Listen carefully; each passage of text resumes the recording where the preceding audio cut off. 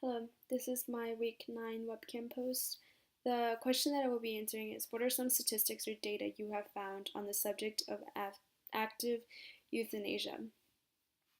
So, active euthanasia, and I'm quoting, occurs when the medical professionals or other person deliberately do something that causes the patient to die.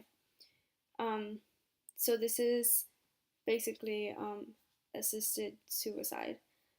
And there are many reasons that, well, not a broad number of reasons, but there are many reasons as to why somebody would want um their life ended. On this website there's illness related experiences, so feeling weak, tired, and uncomfortable, that was 69%. Loss of control or loss of function, 66%. Pain or unacceptable side effects of pain medication, 40%. Threats to sense of self, so loss of sense of self, 63%. Desire for control, 60%. Long-standing beliefs in favor of hastened death, 14%. And there's also fears about the future, fear of being a burden on others, 9%. Negative past experiences with dying, 49%. Fears about future quality of life in dying, 60%. And I know I've seen it um, on a couple of like documentaries or um, stories that I find on YouTube where people will have like a lot of pain, and it's pain that they can't handle. Arthritis. There's I remember seeing somebody who had arthritis and she just couldn't take the pain anymore, and she kept um, inducing herself with lots of drugs. So finally, what she just wanted to do was just end her life because she just didn't want to go on with that process. So I understand. In a situation like that, a person would want to make that decision. There is no point in continuing with your life if all it consists of is pain. And there are also people who are opposed to this. There are people who think that, who don't like it because it's killing another innocent human being, but that does not hold true to every patient. Not every patient is going to be innocent. So that argument is kind of, it's it doesn't hold true for every patient that there is, um, in my opinion. There's also another site, Static Brain. Um, so the total percentage of medical practitioners that support euthanasia is 54%. That's that's roughly half. So there are people who do agree with it, and there are people who don't, and each side has their own reason, I guess, to support that conclusion. Um,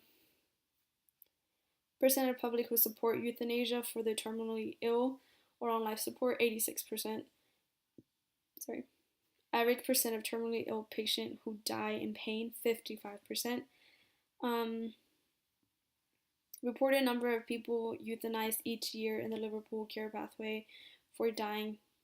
The patient, 130,000. So this is, okay. Well, yeah, it just lists a lot of so there's an opinion poll on this side as well. So percentage of people who support euthanasia, 42%. Percentage of people who oppose euthanasia, 37%. Percent of people who were unsure about euthanasia, 22%. So I guess people who don't really know what it's about, or it's just kind of a tough topic to speak about or opinionate unless you're in the situation. Percent who answered strongly support euthanasia, 28%.